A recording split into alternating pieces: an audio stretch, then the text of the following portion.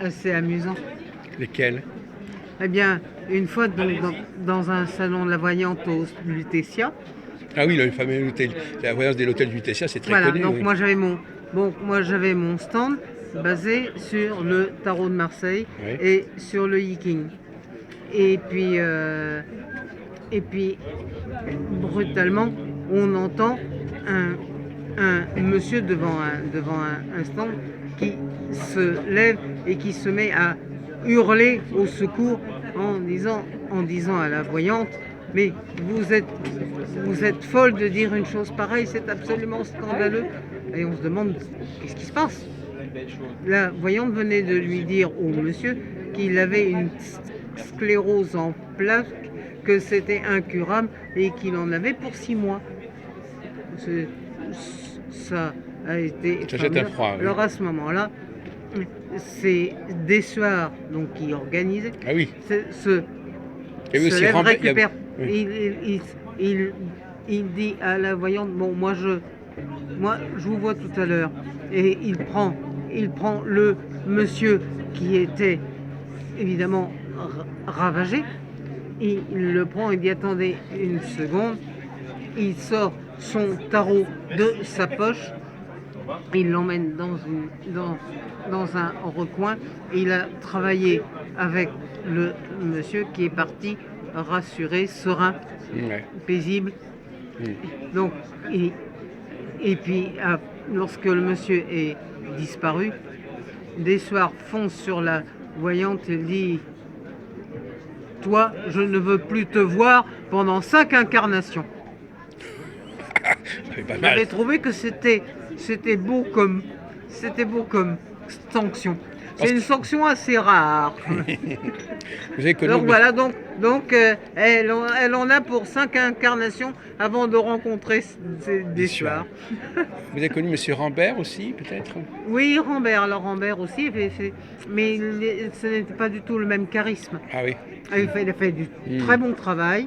Il a fait rencontrer des voyants excellents. Voilà. C'est très bien. C'est ce qui est une bonne chose. Et il est simplement un organisateur tranquille et efficace. Oui. Ce qui est déjà bien. D'accord. Ce qui est déjà bien.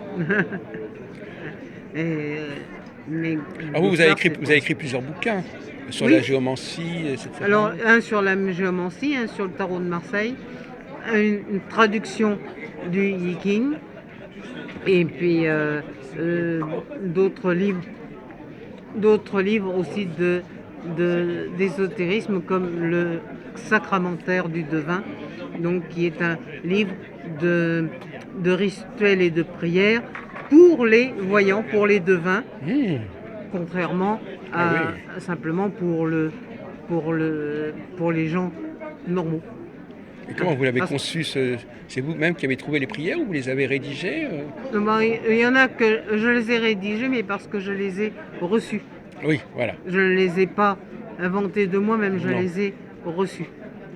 Et vous, c'est paru sous quel nom alors finalement?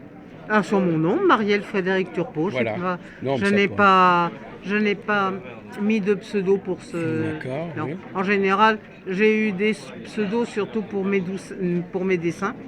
Ah oui. Mais autrement, Et pour vos dessins, vous signez sous quel nom? Hein? Pour les dessins, vous signez comment?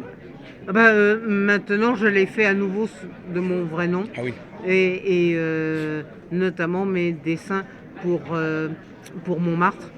Et puis également aussi pour pour des maisons d'édition de poésie.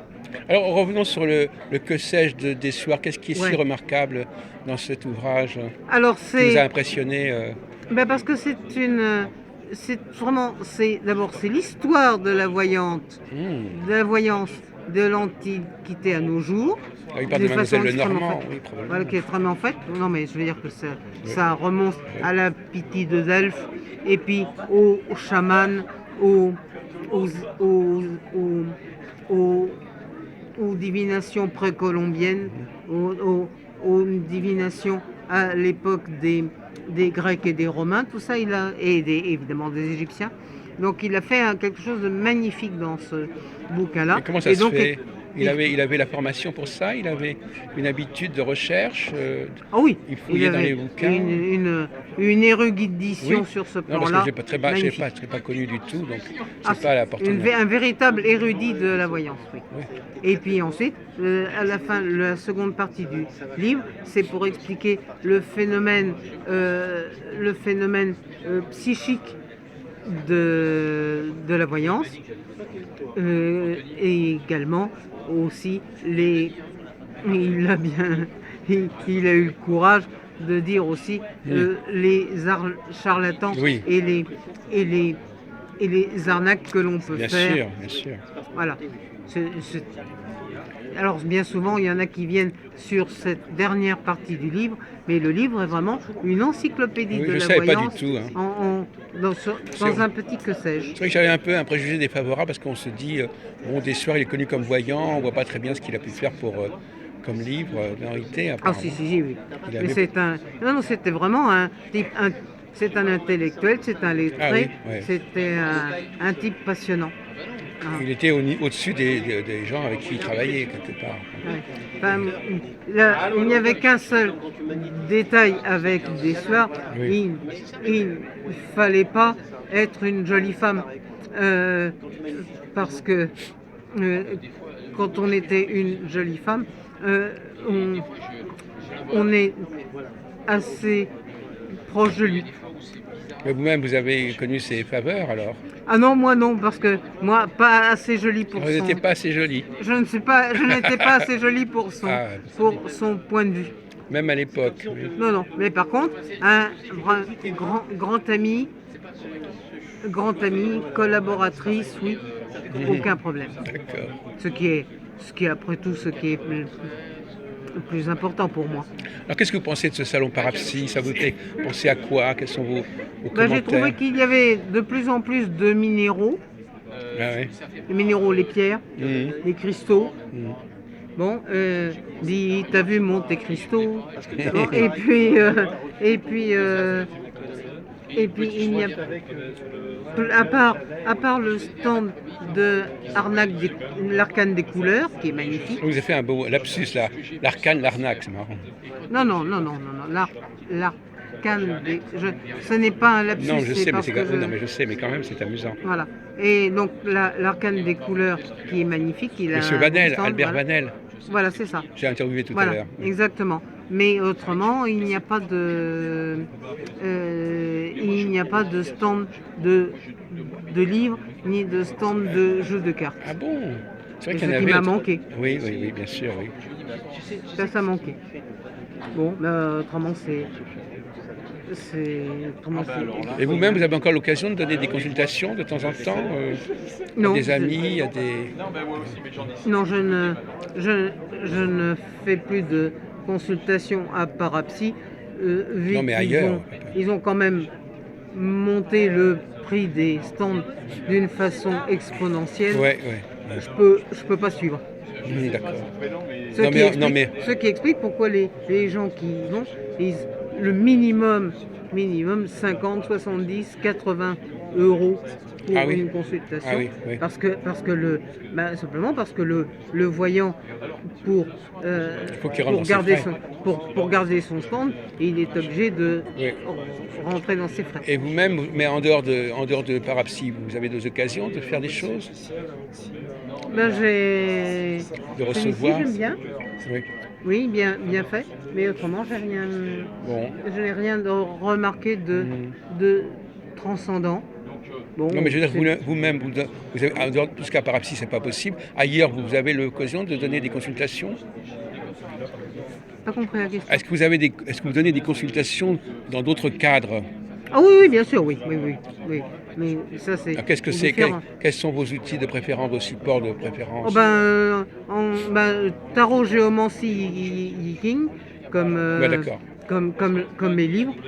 Et ça, je continue. Et puis, en ce moment, je travaille beaucoup avec une nouvelle version de l'oracle Béline qui a été redessiné et que je trouve très très joli fait. Mais alors vous-même, très joliment fait. Est-ce que vous avez une médiumnité ou est-ce que simplement vous vous fiez à ce qui est au tirage lui-même? Non, ça dépend. Ça dépend du feeling et puis ça dépend de la personne parce qu'il y a parfois des clients qui sont bloqués, qui sont entourés d'une carapace et on ne peut pas faire discuter avec mon subconscient, on n'arrive pas à discuter avec le sien. Et alors à ce moment-là, il faut vraiment que je me serve d'un art divinatoire. Quand ça bloque un peu, c'est ça? Voilà, exactement. Parce que à ce moment-là, l'art passe au-dessus. Mais quand ça marche bien, vous n'avez pas besoin de ces supports en fait. Voilà, exactement, bien sûr. À ce moment-là, ça se passe comment dans votre tête, tout ça? Des images. Des images, toujours des images. Oui, c'est clairvoyant. C'est peut-être mon côté dessinatrice. Ah ben oui, ce sont des images. Oui, des images. Il arrive des images et puis ça. Qui vous parle. Ça vient, ça part. Oui. Voilà. Et à partir de là, on discute. Mais c'est merveilleux d'ailleurs. Combien de joie, quelle chance on a d'avoir ces outils. Justement, le Yiking peut être utilisé même par quelqu'un qui a très peu de ton, qui a très peu de charisme. Oui, voilà. Ça ne pose pas de problème. Le Yiking est le plus facile à mettre en œuvre. Ah oui? Ah oui. Ouais.